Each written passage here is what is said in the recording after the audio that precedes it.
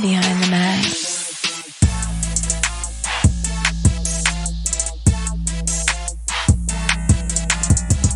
Whoop, whoop.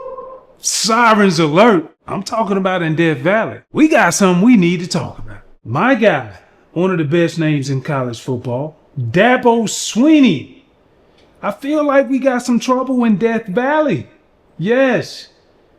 Dabo Swinney said, hey, listen, if Clemson's tired of winning, they can send me on my way. But I'm going to go somewhere else and coach. I ain't going to the beach. Hell, I'm 55. I got a long way to go. Y'all are going to have to deal with me for a while. Dabo, something we need to talk about?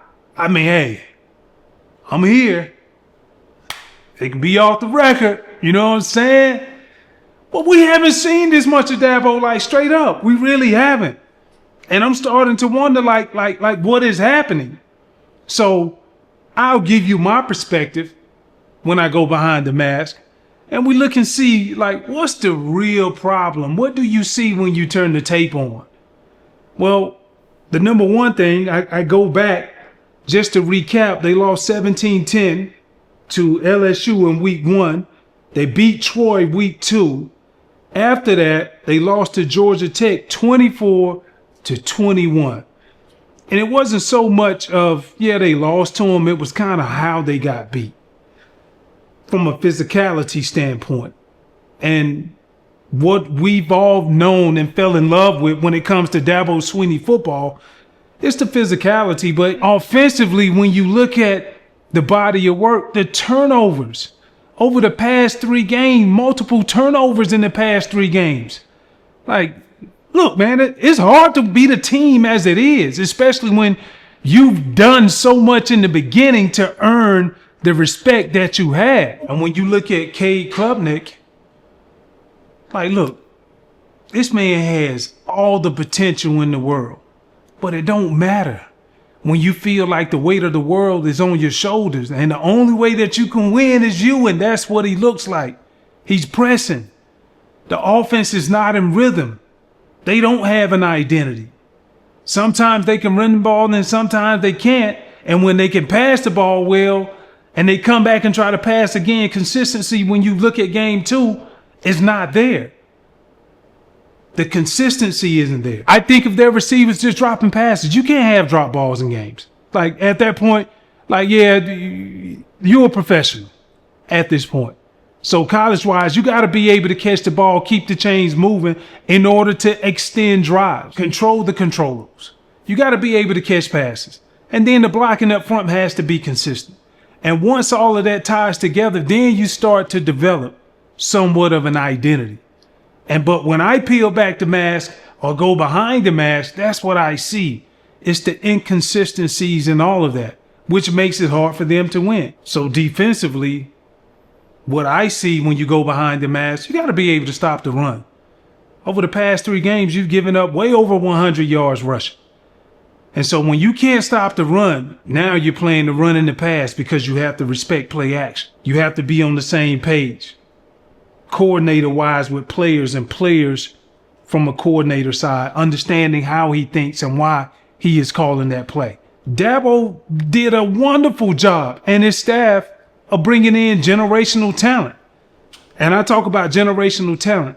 I'm talking about Trevor Lawrence, ETN, Deshaun Watson.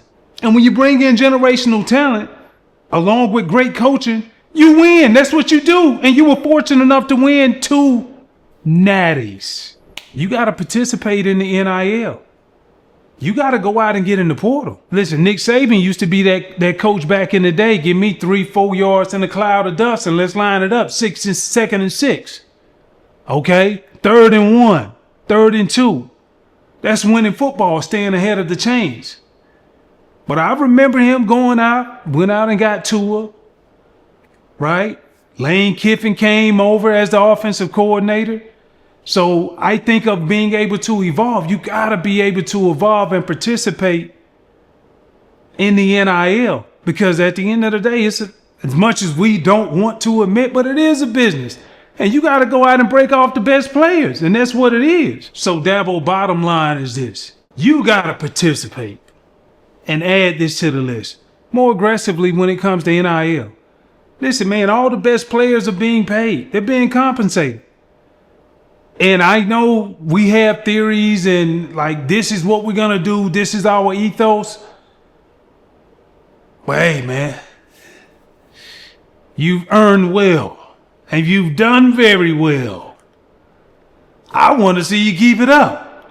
So, Clemson has the name. Go out and be more aggressive and get some of the top premier players. So when I talk about getting aggressive, I'm talking about dropping the bag off. Yeah. Everybody's doing it. You can win a lot of games when you can go out and consistently do that when you tap inside of the portal. Make sure you follow at the BTM Podcast, subscribe, hit the notifications button at the BTM Podcast so you know every time when an episode comes out, every week, I'm going to take you behind the mask and I'm going to give it to you how I hear it, how I see it, and how I can see it being diagnosed. So with all of that, make sure you tell a friend to tell a friend. I appreciate y'all watching. Behind the mask.